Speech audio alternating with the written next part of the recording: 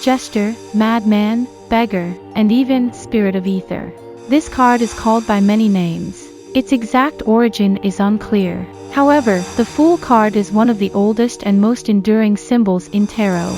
In some decks, this card represents new beginnings, while in others, it signifies danger and unpredictability. Greetings, wanderer. We embark on a journey in search of the Fool, and even he doesn't know where he will lead us.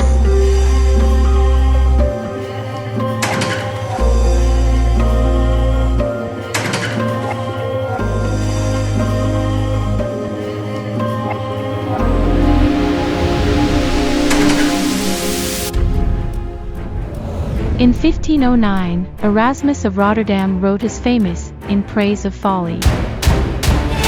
Although it was a satire, it reflected some real medieval conceptions of folly.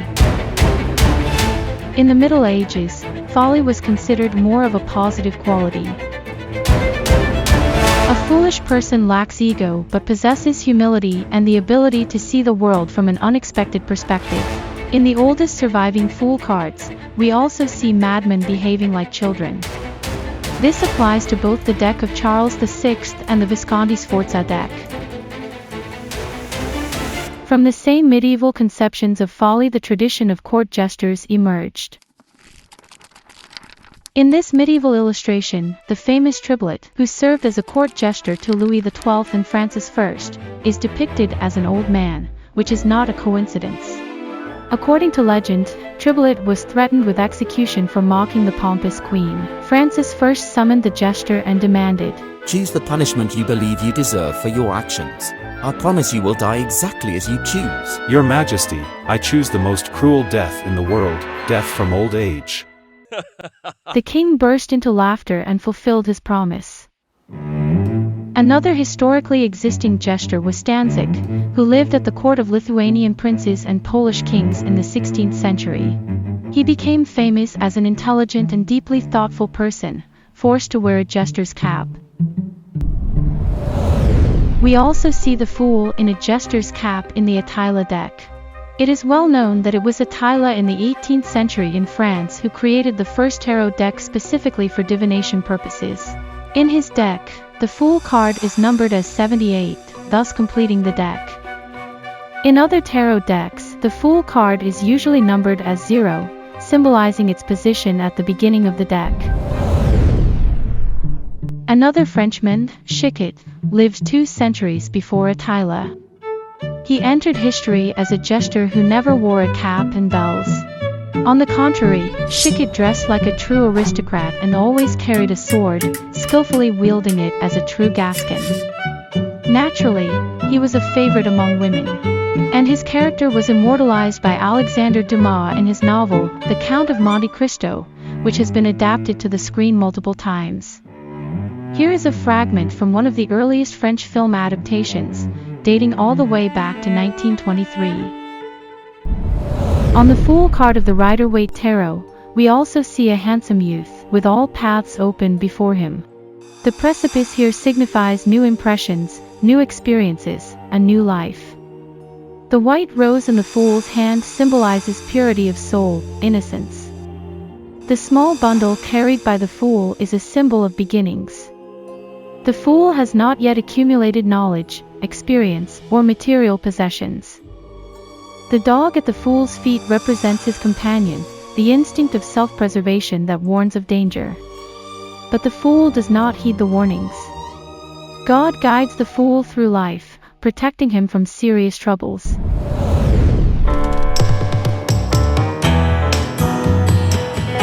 You can hear a poetic description of the Rider-Waite Fool card in the famous song by the Beatles, The Fool on the Hill. But the Fool on the hill sees the sun going down, and the eyes in his head see the world spinning around. Nevertheless, on the iconic cover of the album, Sgt. Pepper's Lonely Hearts Club Band, they placed an image not of Arthur Edward Waite, but of Aleister Crowley, the creator of the Thoth Tarot deck.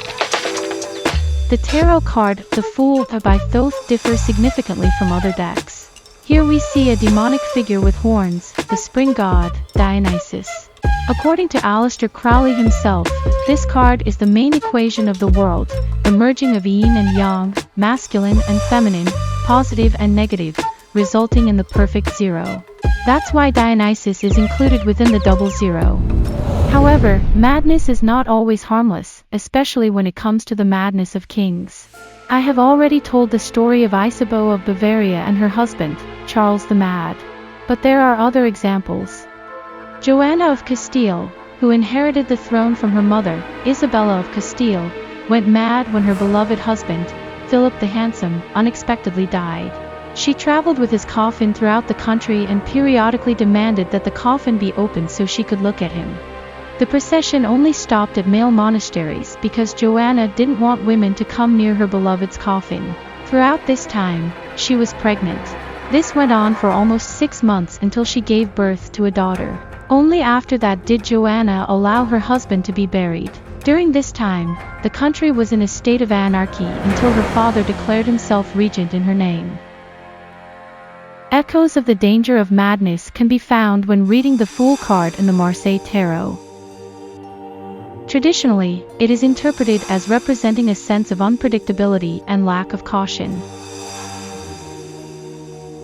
Even in regular playing card decks, an analog of the Fool card has been preserved, namely the Joker card, which is often depicted in a jester's cap. This card can replace any card in the deck, thus changing the course of the game. In the Alchemy 1977 England Tarot, the Fool is exactly like that. He does not play by others' rules but creates his own. Dear Wanderer, my story has come to the end, and now it's time to embark on a journey to explore the next major arcana cards.